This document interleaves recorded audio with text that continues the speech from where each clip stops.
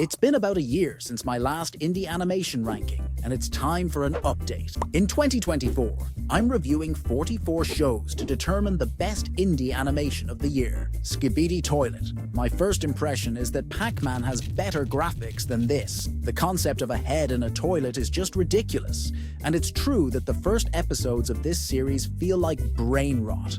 The show features extremely violent and brutal fights to the death, with both toilets and Alliance members meeting gruesome ends. No wonder it received a lot of hate. However, I think that after episode 36 or 39, the show started to improve. The fights became really engaging. Maybe the Skibidi Toilet film by Michael Bay will change my view, but for now, it still feels like a bizarre, alien creation to me. Monkey Wrench. The indie project is mega underrated and deserves way more attention than it's getting. It's a sci-fi themed 2D animated series structured in a serialized format about two bounty collectors in space trying to make a living. I love the Ratchet and Clank and Beyond Good and Evil vibes here. It has beautiful character design, good fight scenes, and a soundtrack that immerses me into this fictional, goofy world. I like the dumb, brain-dead humor here. The Big Les Show. This show is one of the crassest, most random and funniest showcases of new Australian talent in recent years. If your favorite workout involves smoking darts and lifting beers, you'll definitely enjoy it. It's a strong representation of stoner culture worldwide. Imagine stoner humor mixed with elements of Seinfeld, traces of Dragon Ball Z, Disney, and Australian bogan culture. The animation is done in MS Paint, which I find 50% impressive and 50% a bit distracting. Killer Bean. The concept of Killer Bean is kind of dumb, but once you see the fights, it's an absolute spectacle. It's about a bean who has bullets for breakfast and bad guys for dinner. It's meme-worthy with some impressive fight choreography. However, it suffers from bad voice acting and dialogue that drags on too long. Ultimately, it's all about the fun, which could have been more, and the action, which could have been less. 1. This show takes object shows to a new level by adding themes of mystery and surprisingly dark elements. It takes what's typically good about regular object shows and transforms it into psychological horror. From kidnapping to broken limbs, the show derails every episode, getting more and more interesting while making you genuinely fear for the well-being of the characters. I easily get frightened by horror shows, so this isn't really my jam. The show also features a lot of characters with great potential, but they couldn't quite live up to my expectations. Tankmen. Tankmen is like watching a military action movie, but instead of serious soldiers, you get a bunch of trash-talking, sarcastic goofballs who probably shouldn't be trusted with a tank.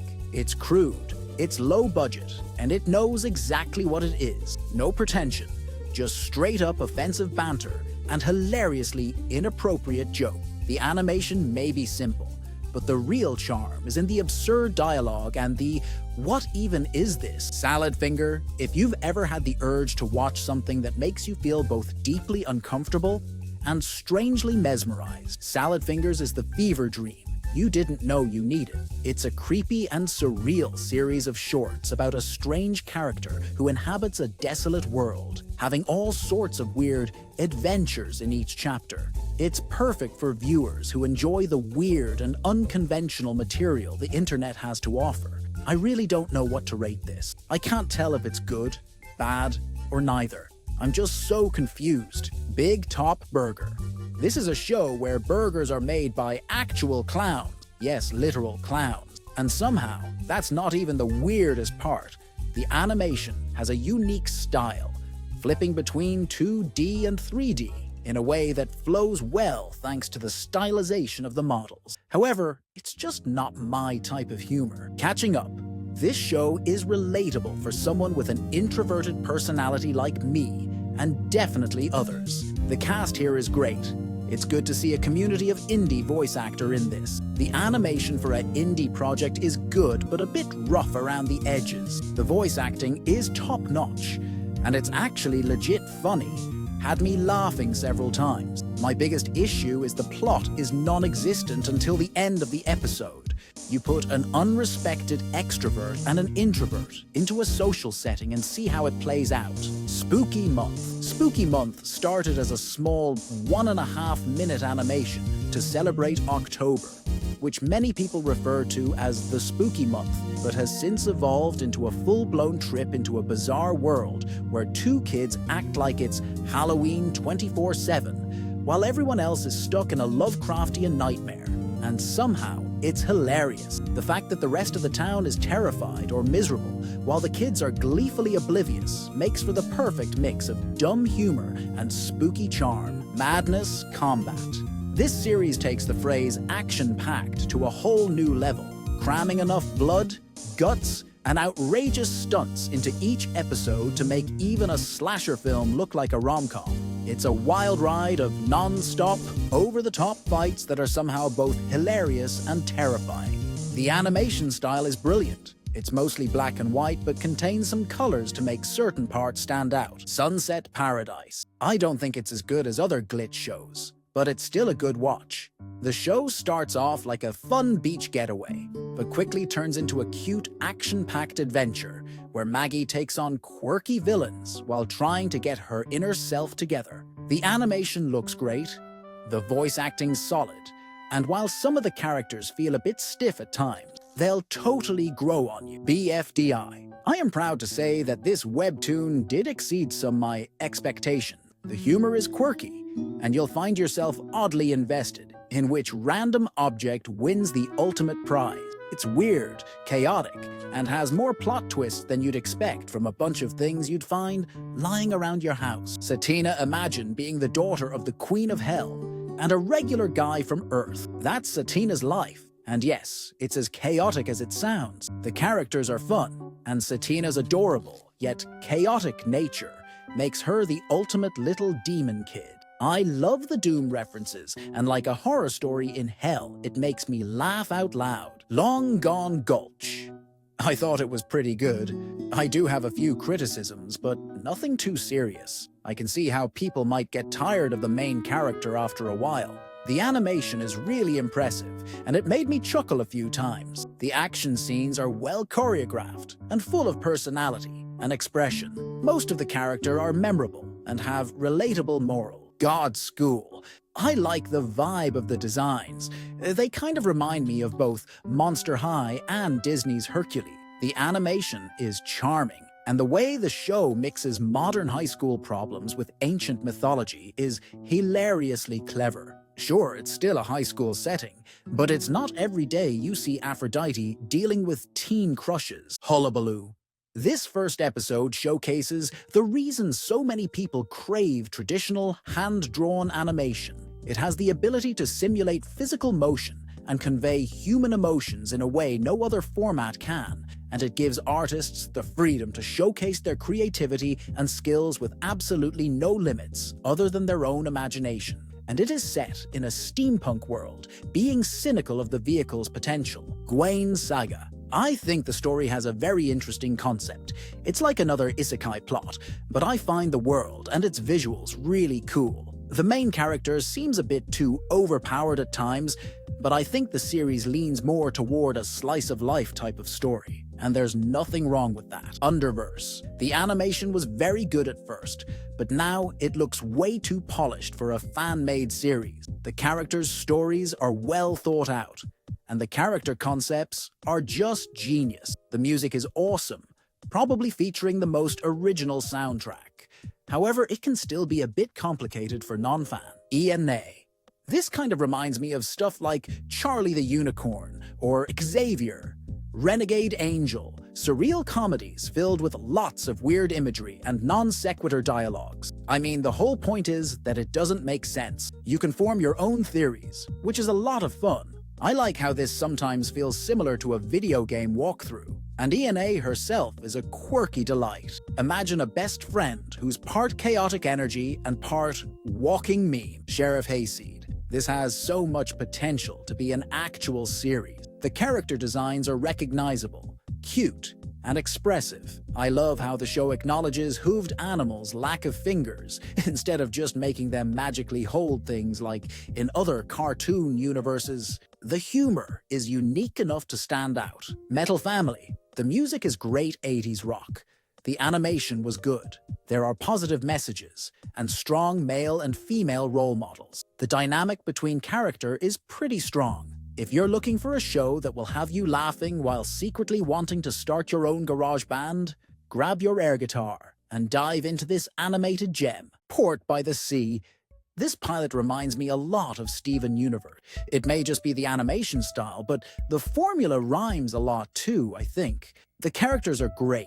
The action's nice. The backgrounds and animation look wonderful, and there's some neat and interesting lore that's being set up here. The show also has a chill, homey feeling to it that gets you feeling all nice and cozy while also getting invested in whatever story is going on. I can't wait to see what else this show has to offer in the future. Cliffside. Cliffside is an animated Western comedy filled with monsters and shootouts, following an overconfident kid, his apathetic partner, and a spider girl with serious boundary issues. The characters are really entertaining, and while there's not much of an actual plot, the events that transpire on screen are highly engaging. The scenes with the Grim Reaper are also really well animated. Bloody Bunny. That show is just like a Japanese 3D version of Happy Tree Friends. Bloody Bunny is the kind of show that takes the phrase, "Don't judge a book by its cover," and throws it out the window. It's hilariously unpredictable and refreshingly bizarre. This cartoon has bright and colorful animation and such an incredible design. This is exactly how to market yourself. You got the clean fluidity, you got the cuteness, and you got the brutal badass fighting. Studio can choose one or all three, but you hit every part of the market. Gilded Guy. On top of being amazingly animated and delivering an emotional story without any voices or dialogue, Gilded Guy subtly showcases his varied taste in music without requiring us to visit his playlist. It's very watchable. Great energy. Really dynamic camera work. It was super easy to watch once the action kicked in, and the lighting effects are off the chain. Atlas and the Star. I am extremely impressed with this show. The fact that a single person animated it, created the music, and produced the entire project is astonishing. It looks marvelous. I absolutely adore its unique art style, and the wide range of character designs were some of my favorite. The plot itself is fantastic, serving as an engaging exposition that keeps you guessing about what comes next. The names are also symbolic and reflect their personality. Atlas is more grounded and logical, while Atmosphere is lighter and more emotional. This show is far too underrated and deserves much more attention and love from the community. Eddsworld. Eddsworld is a fantastic animated series that has been around for quite some time. It combines a lot of funny and charming concepts, making it nearly impossible to dislike. Each character is distinct and has their own unique traits, contributing to the show's lively dynamic. Eddsworld cleverly pokes fun at various fictional universes and the internet culture we experience every day in modern time. The characters are anything but dull. They're original and memorable. My favorite character is the protagonist, Ed himself. I love his kindness, curiosity, and even his cola addiction. Epithet erased. I really enjoy this animation. It mixes traditional puppet shows with Paper Mario and anime into one unique experience. The characters are literally cardboard cutouts, but they're entertaining, well-written, and have great chemistry with one another.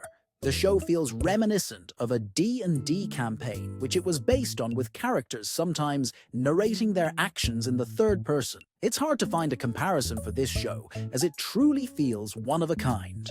The art style, humor, and storyline are all intriguing and will definitely make you laugh. Hazbin Hotel. Honestly, this show was really entertaining. I loved how it played out.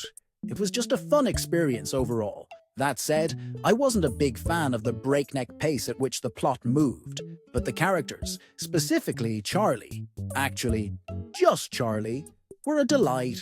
Every time she appeared on screen, I couldn't help but smile. The character designs were great, and I appreciate how they managed to make the show genuinely funny. The show wasn't perfect, but it was fun and enjoyable. There's not much else to say beyond that. It's just a good time. The music and songs were fantastic, full of energy, and the amazing voice cast made it even better. Hidari.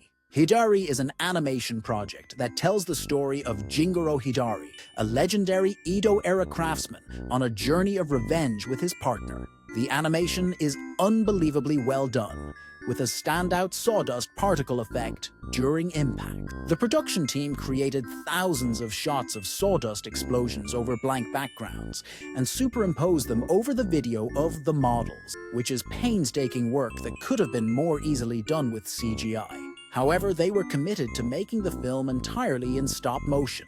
This dedication to detail is impressive, and the project would make an amazing hour-long or longer film. The talented people behind it did a superb job. Dinosauria. All the elements come together to create high-quality episodes. The music, the visual, the premise, and most importantly, the animals themselves. Each episode is unique, offering its own incredible story. What remains consistent is the show's stunning style and emotional core. The dinosaurs are treated with respect, portrayed in a way that is both speculative and realistic, but without sacrificing a compelling story for the sake of total realism. From beginning to end, it's an incredible journey, allowing you to become emotionally attached to these nameless dinosaurs. The animation and character expressions are so well crafted that you always know what the characters are feeling, a true mark of great artistry. Dungeon Flipper. The idea of a dragon and a manticore working as real estate agents. I'm totally sold on that alone. And then there's this wizard who's lived forever, but somehow lost all his imagination. Talk about a tragic irony. What's cool is that the show doesn't spoon-feed you this idea. It slowly unravels as the episode goes on, which makes it so much better. Plus, the tarot-inspired writing is such a nice touch, like how Molly and the Ace of Wands are perfect opposites. It's those little details that make the show feel so special. The Stockholm. If you're looking for a unique and hilarious show to watch, The Stockholms is definitely worth checking out. The show centers around a bank robber who finds himself trapped in a bank with a group of hostages who eventually become like a family to him. The dynamic between the characters is both funny and heartwarming, and the writing is top-notch. One of the things that sets The Stockholms apart is its ability to balance humor and drama. While there are plenty of laugh-out-loud moments, the show also tackles serious issues like mental health and personal growth. The characters are all flawed in their own ways, but watching them grow and change over the course of the series is truly satisfying. Digital Circus. This series is wacky but full of charm. The story is fun, and oddly enough, it pulls you in. I've had plenty of laugh-out-loud moments while watching it. The quirky vision of the artist really shines through, and that's why I keep coming back. It's perfect for anyone who loves something creepy, but not downright terrifying. The characters are introduced in a way that makes them stand out, each with their own distinct personality that's brought to life beautifully. Definitely worth a watch. Hell of a boss. I loved how entertaining and colorful some of the episodes were. With its clever writing, colorful characters, and catchy musical numbers, the series offers a refreshing and entertaining take on the afterlife. I love every single song. 2 Minutes Notice is easily my favorite. It was stuck in my head for 2 days straight. Some jokes don't land, but they're quickly overshadowed by the good ones. Despite being a dark comedy, there are definitely some wholesome moments too. Murder Drone. Murder Drones is very good at setting up an interesting premise and presentation. The concept of a bunch of worker drones on the loose after humanity has wiped itself out, with murder drones sent to destroy said drones, sounds like a very fun watch. And it indeed is. The writing, the fight choreography, the character design, the mystery, even the reveals were just amazing. The atmosphere is super well done, and while I wouldn't call it outright scary, it still executes its horror aspects in a fun way, and the antagonist is a really cool hybrid of an eldritch monster and malfunctioning AI. Interface. Advanced plotline, with many surrealistic influences along with a very artistic outlook. Great show, but it does take a bit of effort to understand. It's a very interesting film and one in which I was hypnotized by its ideas, music, animation style. That looks different to other animated films. It looks a bit rough, but has a surrealistic beauty to it. It explores philosophy, reality, and fantasy, the soul, memory, life and death, dreams, and the film has emotion. It's sad in places and has some funny parts. It's a film hard to understand, but I liked the weird journey. The creepy worm clown face thing was a character I was disturbed by, but fascinated by. Ramshackle. I will admit, I was at first very skeptical at first, but then I watched the pilot, and I was surprised. The characters are well written, and the humor is on point. The music is a bop. The pacing of the pilot is really well done too. The ending is what made me shocked, because the baby, Maggot, turned out to be some kind of god, and him killing the rich folks was shocking, especially how quick it was, and how dramatic it was too. The show kind of gives me Owl House vibes, with the plot being a group of losers who gotta look out for each other.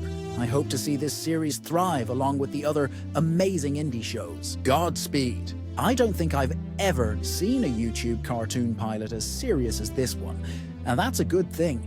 I personally like how it prioritizes plot and characters over jokes, because most cartoon pilots go straight for comedy instead of actual important things that need explaining. Cinematic, dramatic, entertaining, and independent. A really great mixture of European animation style with sci-fi storytelling. I don't want to be forgotten. Honestly, got me by the heart.